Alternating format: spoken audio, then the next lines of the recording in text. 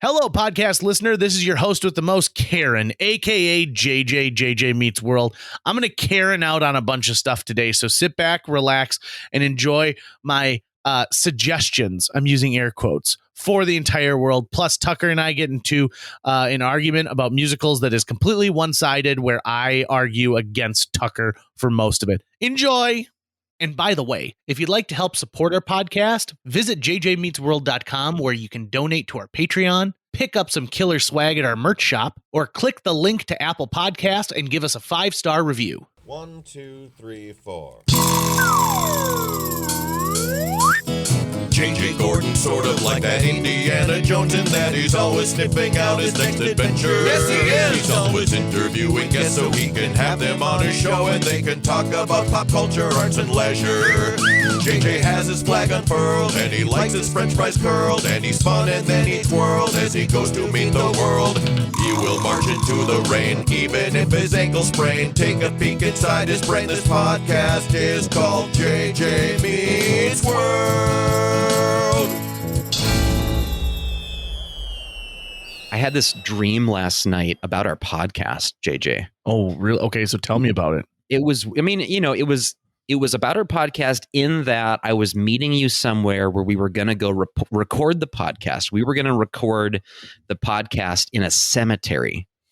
And so I show up to this cemetery in the dream, and it's midday. It's not like nighttime, not like spooky cemetery vibes. It's just like, oh yeah, middle of the day, and it's a cemetery.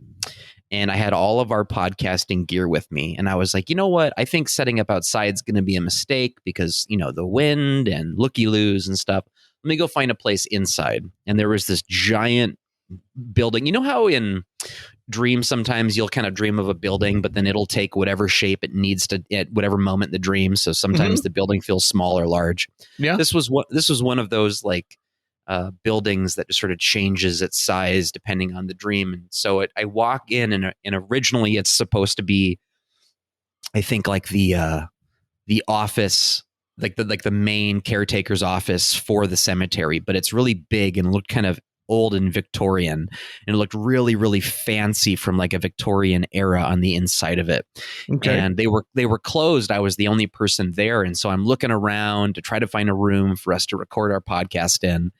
And then I find this room, and it looks almost like it's a hotel suite, but in this Victorian style. And there's a lot of sort of grim looking artwork and statues and stuff that you might think would go along with some Victorian era cemetery house, except they had a giant 4K TV with cable. And so I turn on the TV and I'm trying to watch TV while I'm setting up our gear. And I see that there's a bed there, and I'm like, I'm kind of sleepy. So I fall asleep in the dream. And then in the dream, I wake back up, and now all of the staff and people who use this building are there, and they see that I'm there, but they don't care. They seem to be totally unbothered by the fact that I'm trying to set up a podcast for us to record in. And at one point I'm thinking, I'm surprised I'm not seeing ghosts here. But then these two ghastly looking children that looked like they were not translucent or anything. They just looked like physical beings, but they were gray. They were they were desaturated, almost like a black and white film. Oh my God. Okay. And they looked like they had come out of a swamp. They looked like they were covered in muck and swamp stuff. And I was like, oh, these are ghosts. Does anyone else see these two ghosts? And no one else was responding to the ghosts. And then after a bit, I was like, this is probably a bad idea to record here because there are all these people and there are ghosts here and stuff. So I'm going to pack up my stuff and I'll just let JJ know we're going to meet somewhere else to record the podcast. And so I'm packing up all my gear. But then it's like I'm moving really slowly. I can't force myself to move fast. It feels like it's taking forever to pack up the gear, and the gear is just spread out everywhere, like someone had dismantled it and sort of thrown the pieces everywhere. And I'm getting in the way of the different people who are working at this cemetery office Victorian house thing. Eventually I get all the gear in a bag, and then I'm trying to find my way out of the house, but now it's an endless corridor of twists and turns and going downstairs and going upstairs. And And it's still midday, mind you. It's not dark. There's all this sunlight coming in. So it doesn't feel like I'm in a haunted house per se. It just feels like I'm in an ancient house. And at one point, I walk past these two guys who are sitting in what I would consider like a parlor. And they both look like they're in military attire from like an older era. So not modern military attire, but they look like they were generals or something. And they were sitting at like a coffee table talking to each other. And I remember asking them, hey, do you know which way to get out? And they were like, oh, yeah, sure. You just go down the stairs over there and around the corner and she'll get you out. I go, all right, thanks. And I walk outside and now I'm trying to find my car. And so I take out my keys and I'm pressing the unlock button. I'm trying to listen for the clink, clink, the beeping sound or whatever that it's going to make. And I feel like I'm hearing it at a distance, but I can't tell which direction it's coming from. And I'm looking around, and finally this guy who's like a keeper of the, what would you call, like a groundskeeper. He walks up to me and he goes, oh, your car, it's right over there. And he points off into the distance into what looks like just a regular suburban street in the middle of Fargo. And I can see my car in the distance and I click my keys and I see the kind of brake lights light up going, oh, that's my car. So I start walking towards the car, but it's like I'm weighted down by 1,000,000 pounds of bricks. And I'm barely making any progress towards the car. And I keep hitting the unlock button to make sure it's my car. And I keep trying to get to it. And slowly but surely, as I was doing this, I woke up in my bed. And that was when I realized, oh, I was having a dream about podcasting with JJ, except we never were able to meet up. And then I realized, oh my God, we got to record a podcast today. So, hey, that was my dream about us podcasting last night. That's a very involved dream. And also, can I comment on the fact of you remembered a lot of really specific detail from that dream? So that has been life for me sleeping for the past 3 weeks. I've been having the most epic, long, ultra detailed dreams, including one where I was lucid and I actually was able to maintain my lucidity for a long time. Have you ever been lucid in a dream before, JJ? Not really, if I'm going to be honest. It's a dream to be that in a dream. Right. The few times I've been lucid in a dream, it's been really difficult to hold on to the lucidity. And for those who don't know what I'm talking about, a lucid dream is basically where you're dreaming and you become aware that you're dreaming. And the goal then is to try to stay in the dream and not wake up, which is really difficult to do because you get excited, right? Oh my God, I'm in a dream. You try to, make things appear out of thin air. You try to fly. And recently I had a dream like that where I won't go through the details of the dream, but by the time I became lucid, I was like, whoa, I'm in a dream. Hold on to this. Hold on to the dream. And I was on this wooden pier by the ocean. And I looked down at the wood and I put my hands on the wood and I was like, okay, I know this is not real, but this feels real. So hold on to this feeling. And out in the water, there was this black floating platform that looked like it was made of foam, like those flimsy foam platforms that you can just put out at the lakes if you want to jump off those. And I was able to float over to the platform. And then Rezel and Christina were swimming out to me. And they met me on the platform. And I said, you guys, I'm dreaming. And they both said, oh, that's cool. And I said to them, I'm going to try to stay in the dream and I'm going to try to fly. Let me know in waking life if you remember any of this. I say that to them as though they're like my dream characters are going to take it into the real world with them. And then I flew around this city like Superman. And it was really hard to hold on to it because it felt like I was flying. It was like I was on a roller coaster, but I knew I was dreaming. And I was able to fight all these vampires and stuff, knowing I was in a dream. And I was able to stay in it for what felt like hours when, it was probably just a few minutes or seconds even. But yeah, I don't know what it is. Past couple weeks, my dreaming has been off the hook. One of the most powerful things when it comes to dreams in my mind is I'm a lightweight when it comes to, alcohol. It comes from anything, right? So right. When I take NyQuil it's worn off in the last couple of years, which is a disappointment for I would say a decade. Whenever I took NyQuil, I would end up in this ultra deep, ultra vivid dream sleep. And I would talk to my dad who had passed away years before. And we would talk about things that are going on in my life, like right now. And I felt like it was this weird ability to get like a sense of like a check-in with my dad. And I got to admit, it was pretty freaky. Pretty freaky. Isn't it cool though what your mind can conjure? Oh, it definitely is. How real it feels, and I think I was reading about lucid dreaming the other day, like on a message board, and someone had asked the question, why is it so hard to stay lucid? Because oftentimes what happens in a lucid dream is you become lucid, but then you forget again. You just go back into the dream and you forget that you're dreaming. And someone had commented, and this kind of rang true, where it was like, they said, okay, do this as like a test, just right now in your waking life. Picture the number 5 as a stone statue right in front of you, and see how long you can imagine that before your mind starts to wander to other thoughts. And within seconds, your mind is going to wander to, oh man, ice cream would be really tasty right now. I forgot to fill out that brochure the other day. Oh wait, I got to go pick up my wife, right? And lucidity in a dream can be thought of almost like a passing thought as well, because you're just in a place of pure thinking. And so you're as susceptible to your mind wandering in a dream. In fact, that's probably just what's happening all the time in a dream, is your mind is wandering from one concept to the next, and holding the idea that you're lucid is just as difficult as holding one idea in your mind constantly in waking life. Isn't that just an amazing thing to think about? Right. I love it. And you know what it's making me think about too is the cool toy that you texted me. And I thought we could have used those on those 2 ghost children in my dream. Yeah, I'll be the first person to admit that I spend more money than a grown man probably should on things that bring me pleasure from my past. And so like I'm really into Ghostbusters. I love the movies. I love the animated series. There's a great comic book series. I'm all about Ghostbusters. And with the new Ghostbusters movie coming out later this year, I've been able to buy a lot of really awesome things. One of those being a proton pack, an adult size proton pack. So clearly there's enough other adults out there that are totally into it. And so I strapped that on my back. It came in the mail today. The FedEx pulled up in front of our house and a giant box arrived. And I was like, I wonder what this thing is. And I ordered this proton pack months ago. So when I saw the sticker on it from Spirit Halloween Store, I went, ooh.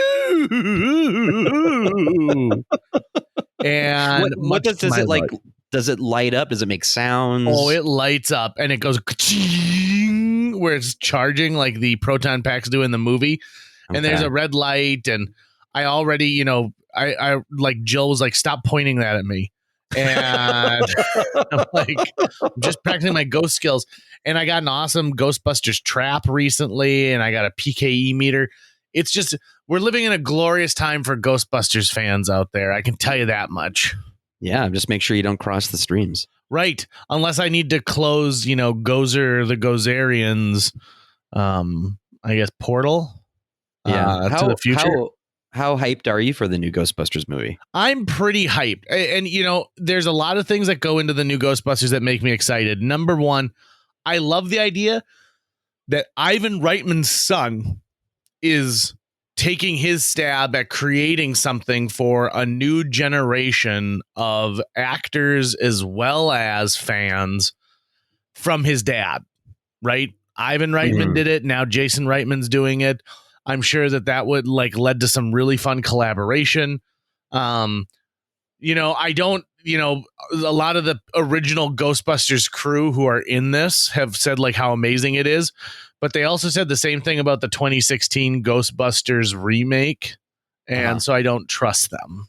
I think they're looking for a paycheck, and that's fine. That's good. But you lost your seal of approval with me when it comes to how good a movie or a franchise can be in that. And real quick, I just want to touch on the fact that when I told people I didn't like the 2016 Ghostbusters remake, they're like, oh, it's because you're sexist and you just don't like women. And I said, no, don't get me wrong. These are some of the most talented comedians of all time who are in this new Ghostbusters movie. It was just a bad movie. It was poorly written. The jokes were stale and boring.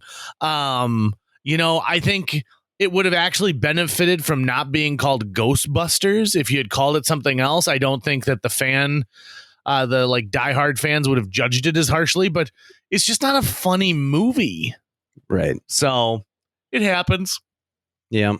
I also think that, like, to me, we have people feel so much ownership over book series and movies and musicians and albums and things like that, that they are actually too close to be able to judge things appropriately. Does that make sense?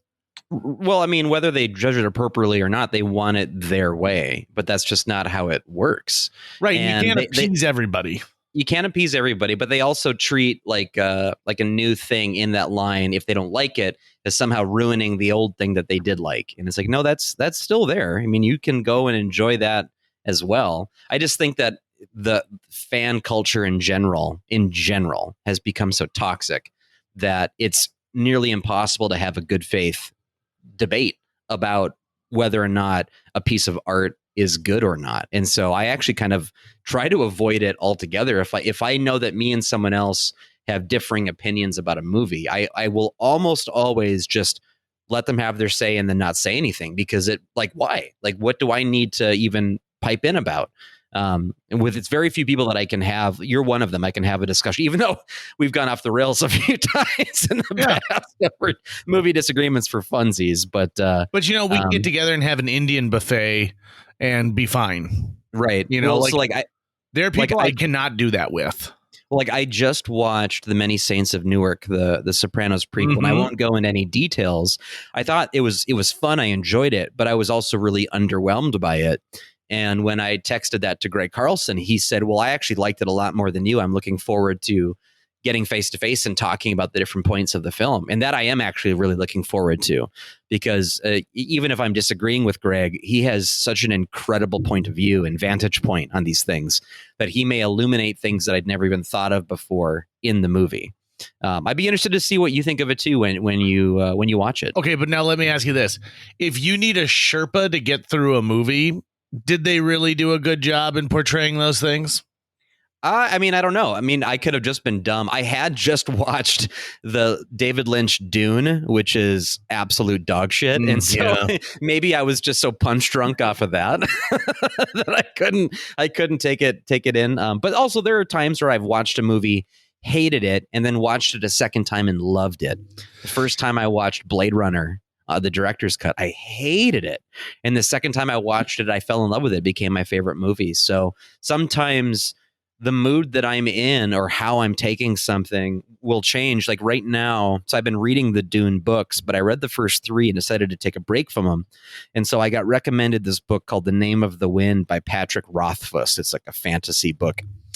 And it looks like I'm almost about a little over a third of the way through the book. And the first couple chapters, I was like, God, this book sucks. I hate this. Why am I reading this? I don't understand why it has such a high rating on Goodreads, and all the friends of mine who have read it love the book. And so I just thought, I guess I better stick with it. But then after a number of chapters, like suddenly it was almost like it got good for me. And I don't know if that's because my mood changed or if the writing just suddenly takes off or I suddenly got hooked by it. But now I'm pretty sure I'm going to finish the book.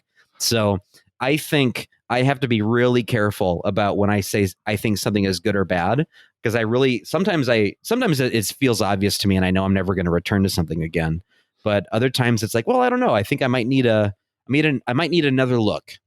I think that a lot of times if I come out of something thinking very negative thoughts about it, I know that I owe it to that thing to revisit it. Sure. Because first of all, it's so much easier to be negative than it is to be positive, right? And it's cathartic to take heaping shits on things. Yeah, 100%. 100%. Like, I wanted to stab my eyes out watching Dune. I did. I just was like, God damn it. But I didn't blame that David Lynch on that. It was a whole messed up situation that made that movie and a time and place that fucked everything up. Right. That caused like this. I kind of feel the same way about the 2016 Ghostbusters. Right. But you hit on something important there, which is there are times in my life where something has happened. So, for example, whenever I watch an episode of The Big Bang Theory, it reminds me of moving out of the apartment into Jill and I's first house, because we would be sleeping at the apartment on an air mattress, getting ready to move our stuff over to the new house. And, this went on for about a week. And whenever I see it, that's all I can think of. Sure. What was it? Jill and I watched another series that, like, when my mom was dying and we needed something to kind of just turn our brains off for a little bit, like at night when we were trying to get ready to go to bed. There's another series and it brings me back there. Whenever I hear Supertramp's Take the Long Way Home, I'm instantly transported back to my junior year of high school and driving home from my girlfriend's house. There are just things that take you back to another time and place. And certainly, like, food can do that for people. Like, the sense of smell, is heavily linked to memory. But there are certain things. Also, JJ Meets World listeners, this has been driving me crazy for the last week, and I can't think of what this is from. It's from a movie or a television show, and it's a robot or a computer. I can't remember which, but it's doing like karaoke, and it goes, "Big girls don't cry. They don't cry. Yay. They don't cry." And I cannot think of what it's from. For the love of everything holy, somebody please tell me what that's from. I just Googled robot singing "Big Girls Don't Cry." You don't think I haven't Googled it yet? Well, I'm not saying you haven't. I haven't, which is why I'm doing it now. And I wanted to see what came up. And so far, nothing. I know. And it's from something. You got defensive real fast. Well, it's like, oh, well, I used Google. Check it out. I'm like, well, yeah, doy, I use Google. You think it'd be driving me nuts and I hadn't used Google? Come on, man. Ugh. But what are you going to do? I didn't Google that already.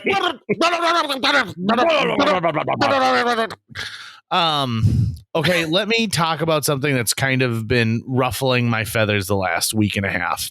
Okay. I know people. Okay, so just take this with a grain of salt, because it's not meant to be. No, F that. This is meant to be rude. Just because you got a bunch of stimulus money doesn't mean that you're allowed to let your business be a piece of garbage. Oh, okay. We're in an unprecedented time when a lot of people, put their hat in their hand and begged folks to come to their restaurant and buy a gift card or shop local so that we can keep our doors open. And all of, and I think a lot of people came out in force and did that. But now, my God, the fact that places aren't calling you back. Here's a prime example. So my wife and I use a lawn service that puts like a pre-emergence treatment for weeds on our lawn. And last year they said, we're really struggling, in trying to keep people, and, we had to up our safety protocols. I was like, well, you work outside and it's only one person, so how is that so difficult? But that's besides the point. And so they said, we're really pushing that if people could just sign up for the full year service, it would really help us. So I prepaid for the full year service, which includes like 3 lawn treatments with fertilizer, with this liquid chemical fertilizer, an aeration, and an overseeding. Now, we ended up with a drought this summer, so my lawn, like when they came and did their chemical treatment in early August, it's like, well, what's the point? Right. I'm not watering my lawn. It's gone dormant. This is a company that is a local franchise of a national company, and I think that's one of the things that hurts too. But they called in late July saying, hey, we're going to come aerate your lawn this week. And I said, no. It's the droughts here. That'd be horrible. That would kill all of my lawn. Are you familiar with aerating? I mean, that's where you poke holes in it, right? Yeah, you take out plugs of dirt, essentially, and it allows the soil in your lawn to not be compacted so that roots can grow a lot easier. Okay. And it's something that they say you should do to your lawn every couple of years anyway. It's just good for it. You don't have to.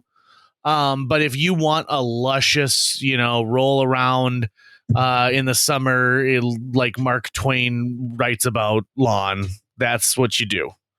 So, Okay. So I want a Mark Twain lawn. I want a Mark Twain lawn. So I get to the point of where I tell them, like, no, don't come do that. And they're like, oh, are you sure it's part of your package? And I'm like, well, can't we just do this in the fall? And they're like, okay. So then they come the next week and they spray this fertilizer.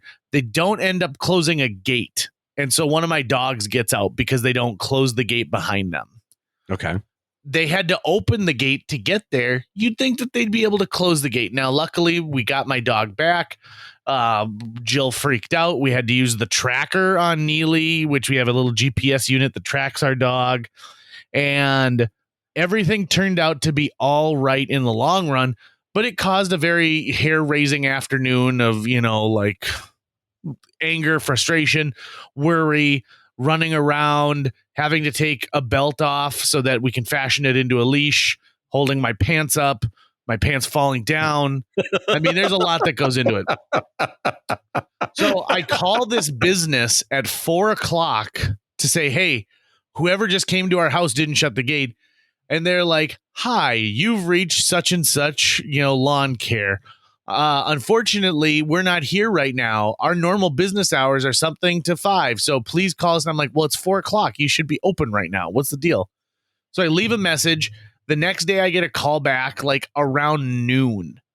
Now, if I got a call that somebody's dog had gotten out and they were an angry customer, I would have prioritized that to be my first call that next day. So then I talked to a manager and the manager's like, yeah, this isn't an excuse, but the guy is new. So we'll just go over some retraining procedures and your dog's fine. So everything should be okay, right? And I said, no, it's not okay. I would like someone to be at least a little apologetic. And right. I'm trusting you to come on to my personal property. I don't let anyone just walk through, I don't let the Amazon delivery person come into my backyard. My backyard is my personal space, Right. And so I said, I feel really violated here and I don't plan on, re-upping my services. I don't feel like you're taking my customer complaint very seriously. And the woman said, what? I called you. And I was like, okay, well, there you go. So I want to give some business tips in this one. And this is coming from somebody who does own his own small business. And so I deal with people on a frequent basis. And here they are. Number 1, communication quickly is of the utmost importance. If I get an email from a prospective client, if I get a telephone call, if I get a text message, I will get back to them immediately, even if it's just to say, I've received this and I'm going over it and I'll get back to you as soon as I can. So if I get an email on Sunday night at midnight from a client who says, oh, hey, I'm supposed to, get some pricing information for a show, I will, like, when I wake up in the morning, like at 5:15, I will send that email immediately saying, yep, I'm on it. I will take, I'll get to this in a little bit, or I'll give them like, this is the price quote for what you've given me. Immediate communication is key to succeeding in business. The same way that, I think restaurants can take a tip from some national restaurants. I had, some friends who worked for Applebee's, and one of the first things that Applebee's had was within 30 seconds of you sitting down, you should have a server who checks in with you. Even it's to I'll be right back and I'll get you guys a drink order.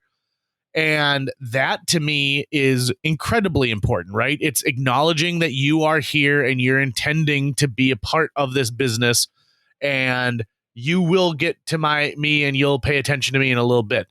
Now, I'm not saying you need to stick around and you need to, spend all of your waking moments there, but it's just that acknowledgement, right? It's acknowledging that this person is there and they're willing, to do that.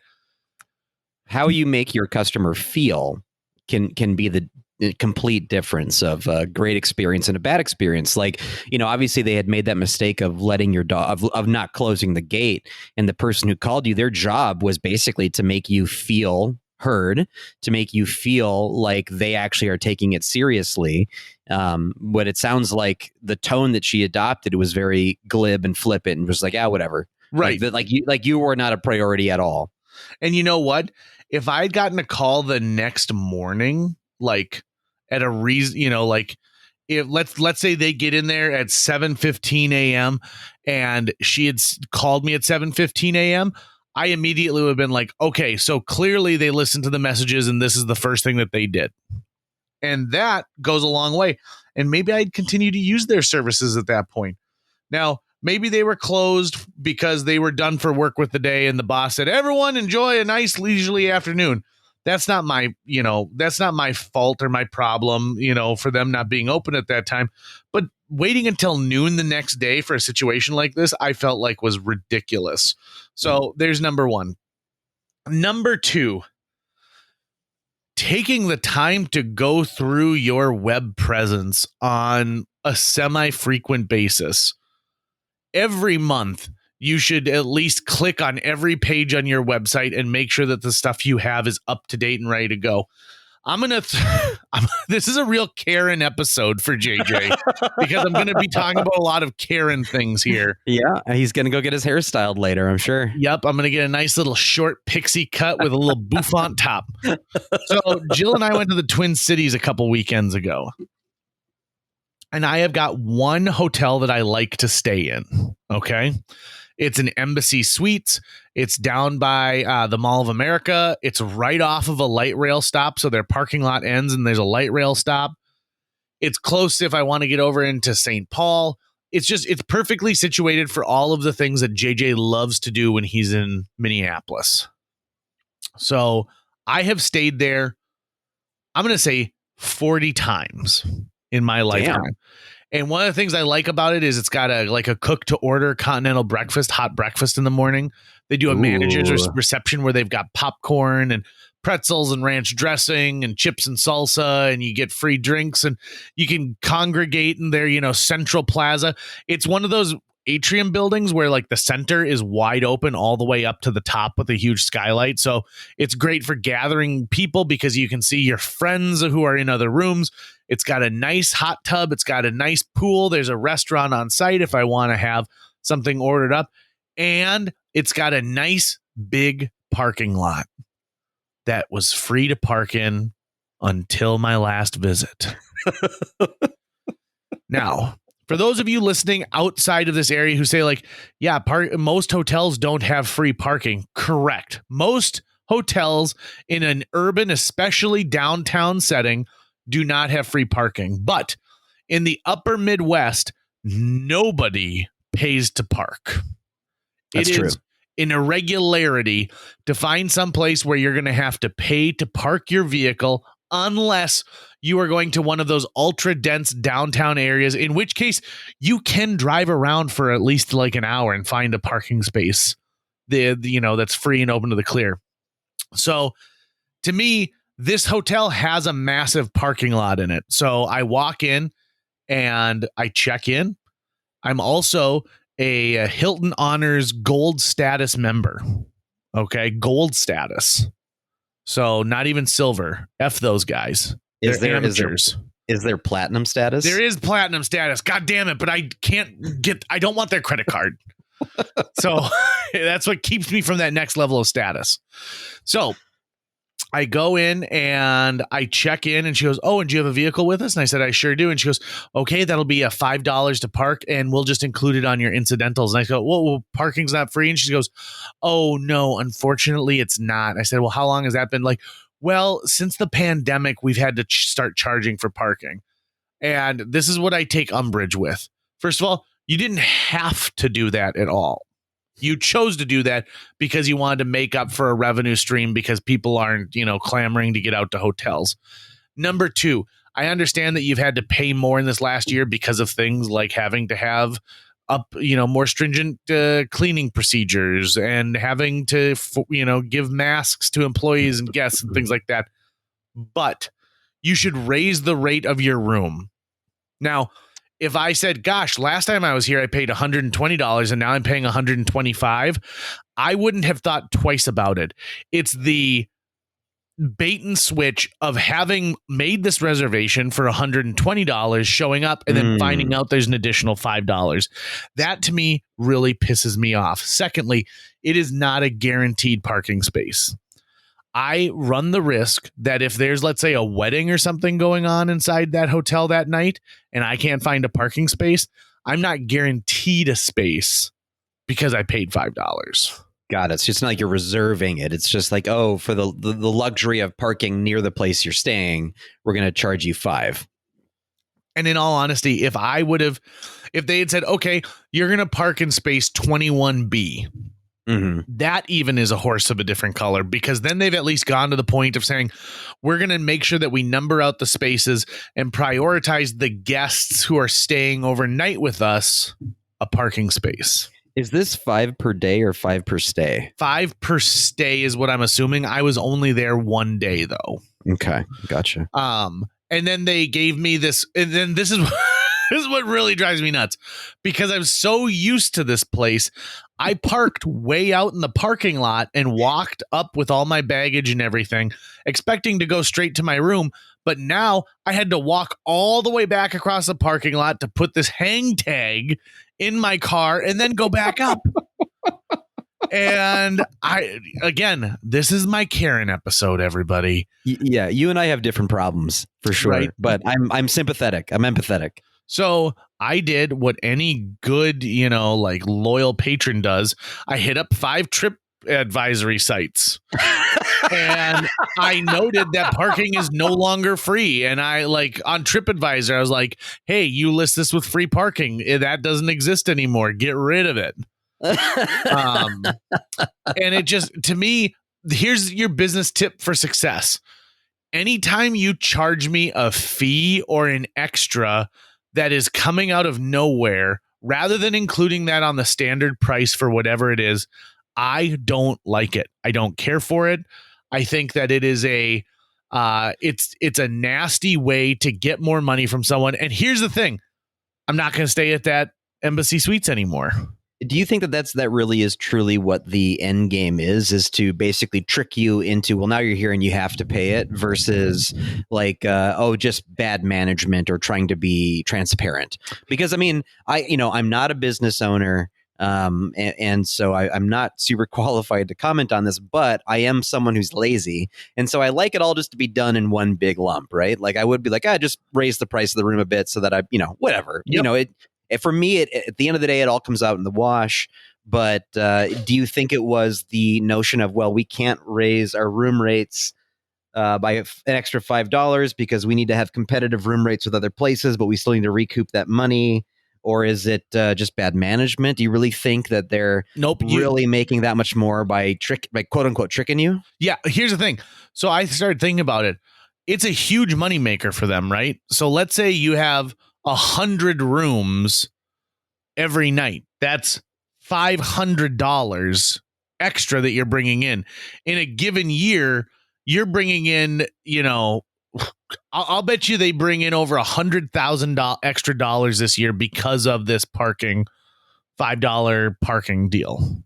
How new is this building? So that's the other thing too. They've slowly been remodeling it over the last couple of years, and it's all right. I mean, they're not making drastic things. What's nice about it is it's an all suites hotel. So you get the separate room with a living room space, pull out couch, another television. You've got a wet bar. There's a mini fridge. You get a nice big bathroom that usually is accessible from the living room side, not just the master bedroom size. Big master bedroom with a closet, another television. It's great. When I would travel with the line benders, we would get 3 of these rooms, and everyone essentially would get their own bedroom. You know, it was just they were a nice way to stay. And you get those other things like the breakfast and stuff like that. So what I think is this, it's a slippery slope, because if people are willing to pay $5, maybe they'll be willing to pay $10. Right? And you hit the nail on the head. They want to keep that price point low so that they can be competitive with the Crown Royal and the American and the Hilton that's down the street. But they also want to up their revenue source. And so they found this way to do it. And this is what bothers me about it is I made my reservation. And so if they told me it's $5 to park and I decided like, oh, you know what? No, I don't like that you've done this. If I cancel, I still have to pay half that night. So they're going to get money out of me no matter what. And that's what I think they're doing is they know that I'm already locked in. So why not? Do you think it's at all possible? I'm just trying to play devil's advocate here, that maybe someone in the corporation's like, hey, we really want to redo this parking lot at this location. And they're like, well, for you to get approval for the funds for that, you have to show us that that parking lot can be a moneymaker in some way, or they did fix the parking lot and then they want to have some measurable idea of how long it took for the parking lot to cover its own costs of being refinished. No, see, and that's the other thing that bothers me a lot. It's the cost of doing business, right? So by pushing the price of redoing your parking lot onto the patrons like that, well, now I own your parking lot. And if you can't afford to redo your parking lot, where's all your money going? Are you not putting any money aside for capital expenses? It also goes with the same idea of this. Sometimes you just need to do something because you think it's right for your business and not necessarily for your bottom line. It drives me up the wall that we're living in a generation where businesses only want to sponsor something if they can splash their name across it.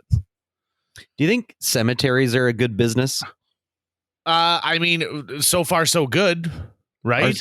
Are cemeteries privately owned or are they like publicly owned? Most of them. Well, I mean, like there are publicly owned ones that are like the National Cemetery, like Arlington. Oh, sure. Okay. With military pieces. And then other ones are privately owned where you've essentially purchased a plot. So the way a lot of cemeteries work like this, I purchase the area where there's going to be burials and my purchase price goes into like an endowment fund. And the endowment will in perpetuity pay for the upkeep of this space for the rest of time. Okay. Gotcha. So like Riverside Cemetery, let's say in Fargo here, probably has a bank account with like a $5 million like balance, but the cost to run that cemetery every year, with general upkeep and things like that, insurance, comes from the interest that money is making every year. Got it. Okay. Yep.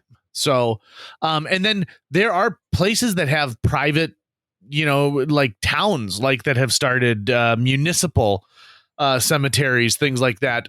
There are churches that own private cemetery areas and the church, pays for part of it. And if you think about it, cemeteries are kind of like hotels for dead people. I'm just going to let that one sit for a second. I'm not wrong. No, but parking's free. but here's the thing. You're not going to get kicked out of a cemetery. Yeah, the continental breakfast sucks. They're the worst. You know what? How familiar are you with Edgar Allan Poe?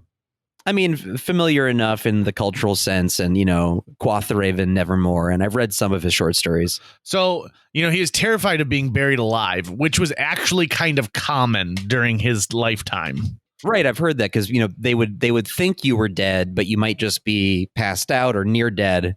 They'd go ahead and bury you and then you'd come back alive. Yes. So that would be terrifying. Yeah. And so they would find, like when they'd exhume a body, the casket would all be scratched up because the person had been alive. And so they started burying people with bells.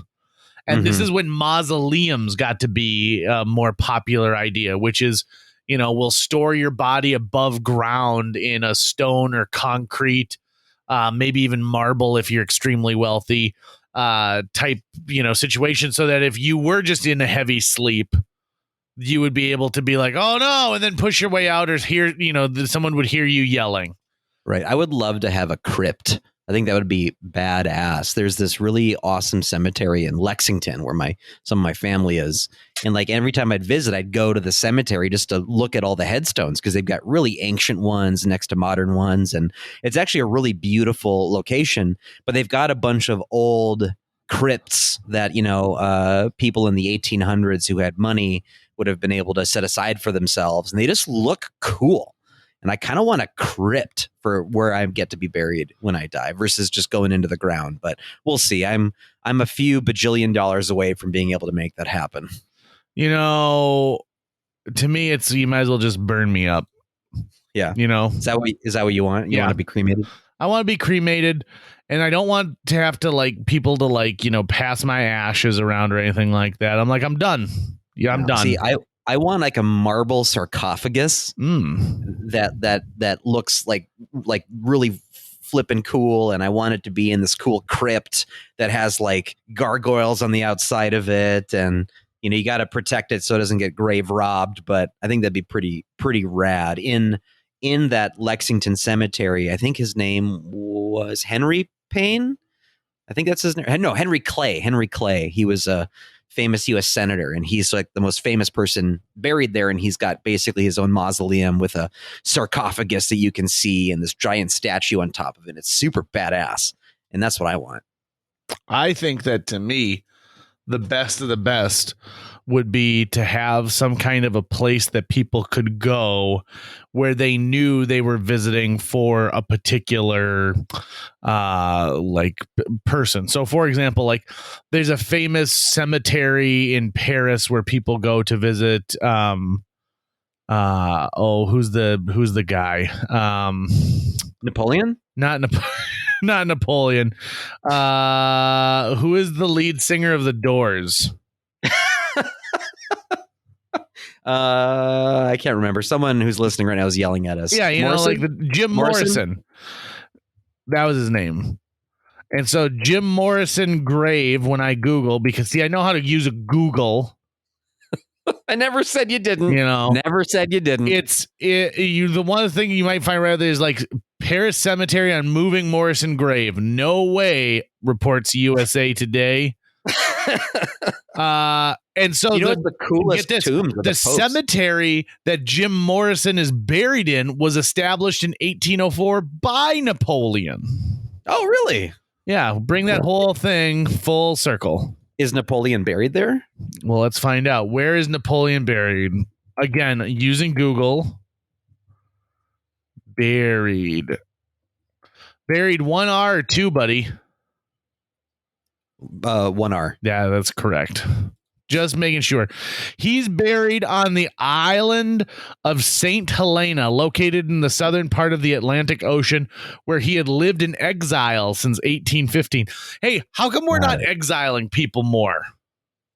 I mean, I think we are. Just we? En masse. Yeah. That used to be a really big punishment, when you'd get exiled. Let's exile some people. I mean, you can be kicked out of the country, but I think if it's a crime and you're a citizen of the country, they're just going to imprison you, versus I think there's instances where if you're not necessarily a citizen of the country that you commit a crime in, then you may get deported, right? That happens all the time. So I guess that's kind of a version of exile. But my understanding of exile, too, in the sense that we're talking about, is a political leader. And oftentimes now I think it's self-imposed exile because you do not feel you are not safe in the country you are from. I believe the former president of Afghanistan is currently living in exile because the Taliban have taken over. So I think it still happens, but it's not like how you'd hear a pharaoh going, and for your punishment, I exile you from the city, right? And you have to wander the barren desert. I think it's just not the same thing anymore, especially because back then, especially if we're talking exile from cities, that's where all the things were. If you were kicked out of the city, it was almost like you were going to die because you were camping with wild animals and stuff all the time, right? Versus now, you could just go easily find another town or something and just go, I'm going to live here now and still have access to the internet, still get a cell phone, still have a bank account, that kind of thing. So I think it's probably just not the level of punishment that the punishers want to use anymore. Does that make sense? Yeah, I think to me, if someone's getting exiled, one of the things is you would seize their finances, right? Right. So, I guess I don't know this, so I'm just throwing it out there. But part of the exile for Napoleon was they just essentially dumped him on this island. Right. And like it did have inhabitants, but it's not like they were, it's not like he was going to get on top of or get onto a boat and be like, take me back to France. By the way, that's an excellent Napoleon impression. Why have we not seen a movie about Napoleon? Like, I'm sure France has made one, but don't you feel like that's a biopic that people would want to watch? Well, my limited understanding of Napoleon, I'm which not is based off of Bill and Ted's Excellent Adventure, mostly. And Chuck Jones cartoons, is that he's a controversial figure in that who was the real Napoleon? It depends on what historian you're listening to, and I remember, I can't remember which of my history teachers this was in junior high, but they'd showed us an example of like the newspapers in Paris. And how the headlines were changing as Napoleon got closer to taking Paris. And at first they were saying things like, barbarian Napoleon Bonaparte, vicious villain, blah, blah, blah, obviously in French, not in English, but they would have all these nasty things to say. And the closer he got and the more in danger from him they were, the tone changed. And suddenly he was like a liberator and someone that they liked. And so, I have no real concept of whether or not he was a good guy. And I wonder, too, then if his exile has to do with him having followers who would have gone ape shit if they'd killed him. Right. If they felt like, well, this is the best way to control him and his power is to actually keep him alive, but on an island where he can't do anything, versus kill him and make him a martyr. But I don't know. I don't know much about Napoleon. If you were to cast the Napoleon film, who would you cast as Napoleon? I mean, my Napoleon film, if I'm going to be honest, would be more comedy than drama. So it would probably be John Lovitz. Oh, okay. I thought you were going to say like Paul Rudd, but like digitally shrunk.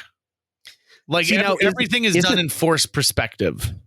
Isn't that even supposedly not entirely true, that he wasn't nearly as short as we've sort of accepted him to be? I don't know. Part of it is the fact that like we've made it that he's so mythically short because that was something that he was self-conscious of. And so for us to assume that someone was so self-conscious that this is part of his mythos involves us, him being so short. Does that make sense? Right. I guess that's where we get the phrasing, the Napoleonic complex, right? That being said, here's a great sketch from SNL from like the late 90s when Robert Smigel was still doing his like cartoon shorts that would air from time to time. They made it was after Titanic was so big, they made a fake Disney style like trailer for a musical called Tidy, and like the Titanic like was anthropomorphic, so it had like a face on the front of it, and it was like, I'm going on a journey today, and it included like all these other things, and like Whoopi Goldberg was the voice of the iceberg. But they had like, and John Lovitz, and Gilbert Gottfried is the voice of Napoleon, and it just cuts to him going sacre bleu. And even today, I just think that's so dang funny.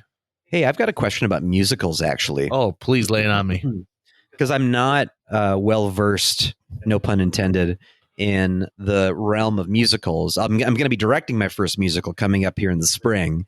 So I need to start kind of getting more on board with them and how they function and work. Mm-hmm. But for the longest time, my surface level view of musicals was that the musicals that were coming out, especially in the late 90s, early 2000s or so, were really based off of popular franchise movies or something else, in that it seemed like that notion of original IP for musicals wasn't really a thing. You're talking about stage musicals. Stage musicals, things you'd see on Broadway. Now, has that Lion King was one, Spider-Man was one. I think Titanic probably was one at some point. I wouldn't be surprised if it was. I believe the Titanic musical existed before the movie did. Okay, well, there's so a Mary Poppins musical, but Yep. so has that changed? Is it now? Wicked was basically based off of The Wizard of Oz, even though it's isn't it? Whoa. Okay, that is the most rude. That's like saying, well, cake is the exact same as pie. They're both desserts, right? Isn't it not a different telling of the story? No, From a different vantage point? No, because the events that take place during the actual Wizard of Oz are like the last 5 minutes of the stage show. This movie is about, or the Wicked is about race and about dictatorship, and everyone who you think is a hero in the Wizard of Oz is actually a villain in Wicked. Yeah, so it sure sounds like it's based off The Wizard of Oz, JJ. I'm looking at the intro in Wikipedia. It says it is based on the 95 Maguire novel Wicked: The Life and Times of the Wicked Witch of the West, itself a retelling of the classic 1900 novel The Wonderful Wizard of Oz. And see, even that I think is incorrect, because there are story elements that exist in both, but are not connected in the same way. It's like saying I took the same map, like a map of the land, but it tells a completely different story. But what I'm getting at is that the producers clearly were like, listen, we want to stage this musical, and we know it's got selling power because of its connections to this already existing audience and franchise, The Wizard of Oz, which you can't say it has no connective tissue to it. It requires it does have connective tissue, but by you saying that, like, this is one of a pantheon of films that, like, oh, well, they just took The Wizard of Oz stage musical, but it just by saying like, oh, well, they just took another piece of pop culture and put it into this, I mean, given I'm gonna dig my heels into this one, it's the same universe, but it's completely different, and it doesn't, there aren't retreads of the songs, there aren't retreads of it's a much different, and it tells a completely different story that in fact, I think the tagline is so much happened before Dorothy. Right. Okay, but you're not disproving what I'm trying to say at all. What I'm trying to say is, are there musicals now being produced? Is Broadway now making things where it's starting to whole cloth? Tucker, you've named like 3 out of the 500 musicals that have tread the Great White Way since then. The ones that get the most attention are the ones that are based off, the Footloose musical, right, because people are looking at that. But they have been producing original content this entire time. Right. And that's why I proceeded by saying, listen, of my overview, my shallow overview, this is what it seemed like. Some of the question I was going to get to, which you're starting to answer, but in a defensive way for some reason, which is that, hey, what is the reality now? Is it really that most musicals are just an original piece as they're made versus coming from, some other existing thing that they take inspiration from? I understand that I can only name a few examples because I don't know much about musicals. I said that at the beginning. So my question to you was that, what is the current state? Is it that the musicals that are now popular and that are being produced, are they like 100% truly original pieces that aren't taking from even a small springboard from somewhere else? Or is it very much a world of, if it's got connective tissue to a pre-existing franchise, we know it's going to be financially successful? Do you know what I'm saying? Right. So by that definition, so if there was a book that the musical was based off of, that doesn't apply to the original standard. You tell me. I don't know. I'm asking. I mean, to me, you're talking about a medium that rewards revivals. Okay. You're talking about a medium that has a mixture of just about everything.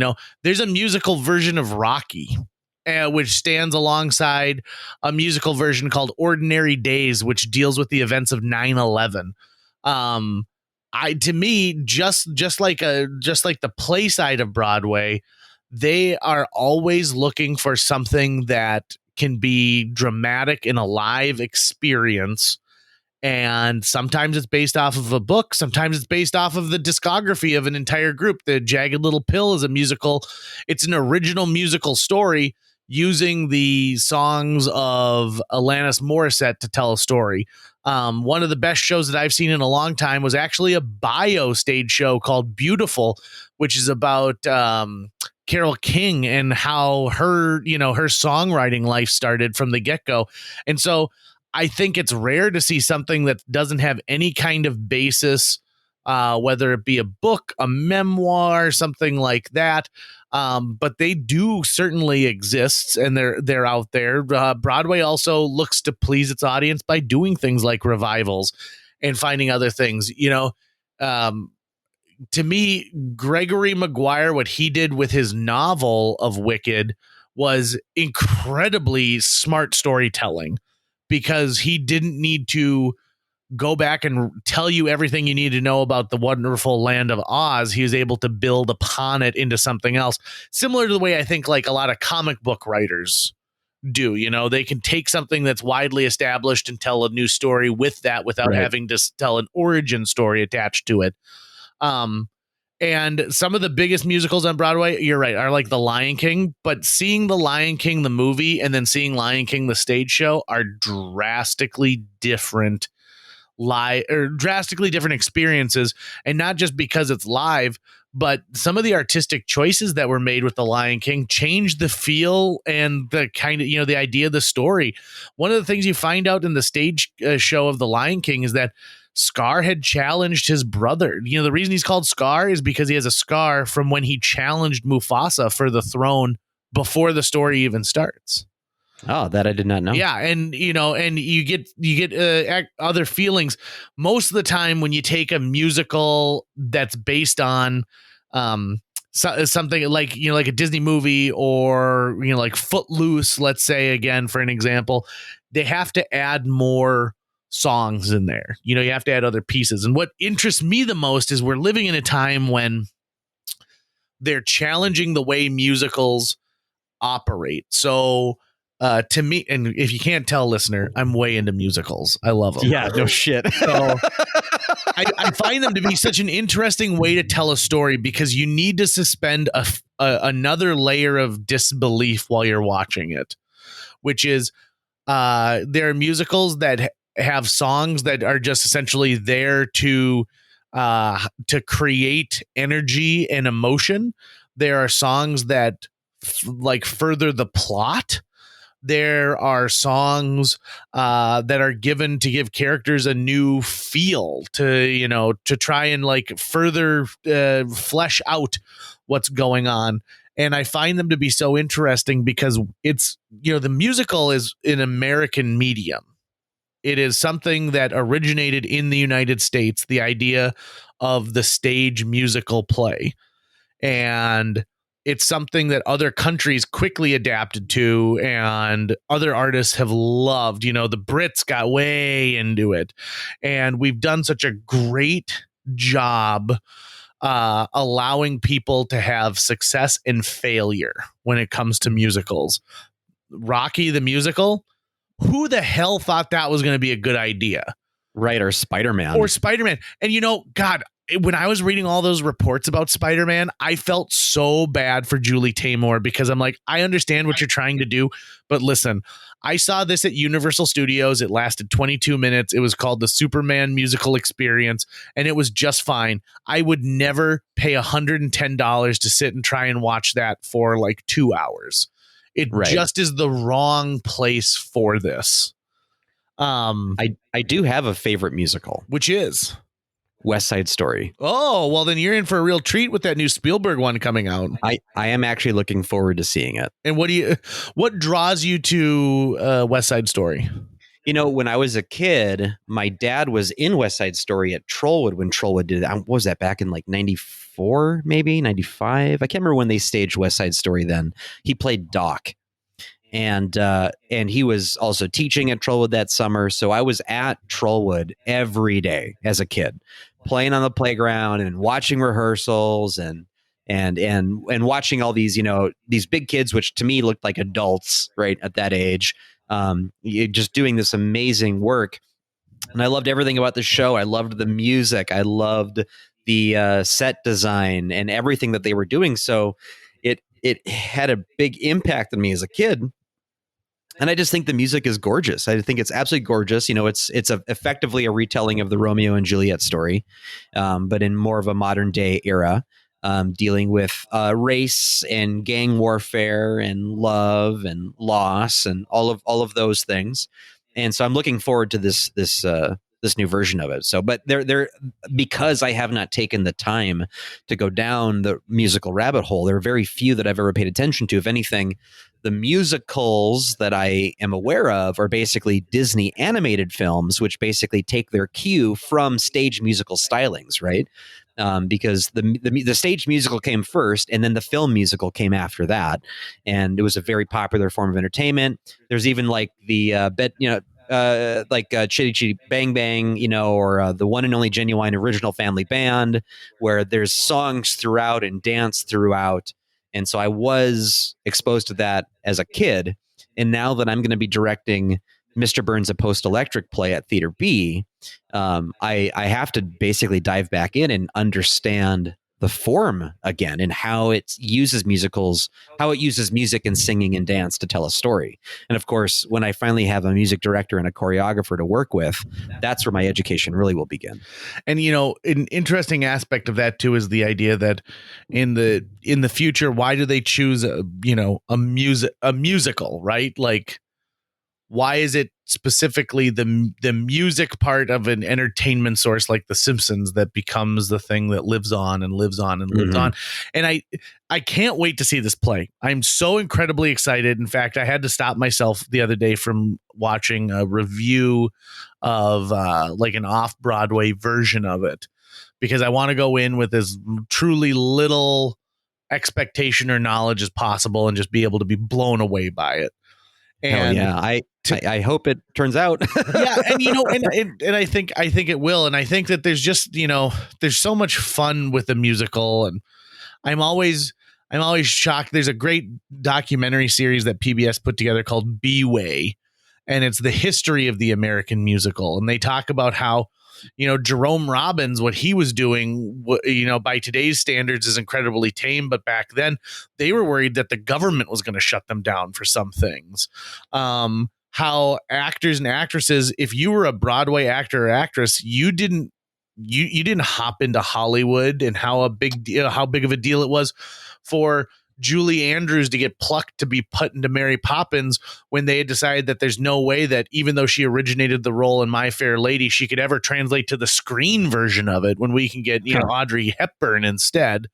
It is, it's such an interesting thing, and it's such a huge industry, like billions and billions and billions of dollars, and how big that world changed. There's a great quote in B-Way where, what's his name? Prince, something Prince. He's one of the great Broadway producers. He did like the Pajama Game and stuff. Said, when we made the Pajama Game, we spent $200,000, and it was the most expensive show of all time. Nowadays, for Wicked, it costs $10 million to get that up. He goes, I wouldn't have any idea what to do if I was producing a Broadway show, and I've got like 12 Tonys. Right. And just how quickly it changes. And especially, too, if you have big budget live theater, you basically have to produce it either in a location with millions of people, or have it in such a way that it's going to travel so that it can reach millions of people. Because it's not like a movie where you can just make a bajillion units on a disc or online and just disseminate it anywhere in the world instantly. Like, you're talking, these are butts and seats. You have to have them there. They have to be in the room to be able to even see it. So yeah, I would go like, damn, 10 million to start a play. What are the ticket prices going to be for that? I'm guessing it's going to be on Broadway in New York City, at least to start. And then how long until you actually recoup those costs? That is a huge risk, which I guess is also the premise of the producers, right? Is that there was money in making a failure? Yep, exactly. Because you'd raise $2 million and then put on a show that only cost $200,000. And, Broadway is the most expensive form of entertainment for those who are making it, because a movie, once it's done, like you said, you can make a copy of it and send it out, and it can play in all these theaters, and it can play and play and play and play, and you never have to do another thing. Every time a Broadway show is shown, you are paying actors, you're paying stagehands, you're renting a theater, you're replacing light bulbs. It is constant cost. And Right. so when you think of like when Broadway reopened and they were worried, like, what if only 40 people come to this 500 seat theater? Like, we can't sustain that. And so it's Broadway in this COVID world that we're living in is one of probably the most precarious places. But because people love it and know how important it is, they are willing to risk losing quite a bit of money before they pull the plug on it. And I think that is an incredibly unique thing as well, because the movie industry, it's no sweat, right? You just put off making this movie for 2 years. Right. You know, there you go. But if someone comes to you and says, let's produce JJ Meets World, the musical, who plays you? Who plays me? You're the one who gets to cast it. Okay. Josh Gad is going to play me. Okay. Have you ever listened to the Book of Mormon, the original cast recording of that by any chance? I haven't. Both Book of Mormon and the Monty Python Holy Grail are the two that I really want to try and see before I start Mr. Burns. I mean, I don't mean to Karen you again, but it's called Spam-A-Lot when it's on stage. Okay. Spam-A-Lot. Thank you, Karen. Yeah. And no. So Josh Gad does a great job, and I think he would capture the energy that I portray in my everyday. And I think also like he's got a little bit of a pot belly to him, so that he'd look a little JJ-ish. Wasn't he in the live action Beauty and the Beast? Yeah, we don't want to talk about that though. Oh, okay. Yeah, I haven't seen it, so I don't even know what it's like. It's awful. I don't think Disney, with the exception of the Jungle Book, has done a very good version of any of their live action remakes of their animated features. That's too bad, because Beauty and the Beast is one of my all-time favorite Disney movies. I love Beauty and the Beast. And it's great. And when Beauty and the Beast came out, one of the reviews of it was, this is the best musical on Broadway right now. And Michael Eisner was like, this animated film is the best musical on Broadway. And that's what gave him the idea of doing a stage show. Gotcha. Yeah. So there you go. Again, B-Way. It's a great documentary that includes it right there. Who plays me? So if I'm going to have to cast you, and I'm trying to think of like, but I have to cast me. Yes. Well, yeah. I mean, like if I have to cast you, but I want to cast you not just with anybody. It's got to be somebody who can really do a good job. And I think it's Andrew. I think his name is Andrew Reynolds. And he's actually moved over to film a little bit, but he also was in the original cast of the Book of Mormon. Reynolds? Oh, this guy. Yeah. He was on the HBO show. What was it called? Girls. Yes, he was in Girls. This guy's fantastic. Yeah. I would take him. He'd have to shave his head because he's not a bald man. No. And he'd have to grow a little bit of facial hair, but he's very funny, and he's also kind of like a wiseacre. And so you have to get some bags under his eyes. Yeah. And then I see a scene where there's just a bunch of dancing microphones. I see another scene like a song, like a number called Podcasting in My PJs. Yeah. And who plays Alex Rydell? I think he plays himself. I think he's the one person who translates directly from real life onto stage to play himself. And then he plays the fiddle. Like he fiddles his own monologue in it, but it's very dramatic and very, very sparsely lit. So I like that. Okay, I got to go work on JJ Meets World, the musical, because now my thoughts are really, really going there. Tucker, you have a great day and you enjoy your musical journey. That's going to wrap it up for today's show. If you enjoyed this episode and would like to help us continue to produce new episodes each week, visit jjmeetsworld.com, where you can donate to our Patreon, pick up some swag at the merch shop, or follow our link to Apple Podcasts and leave us a 5-star review.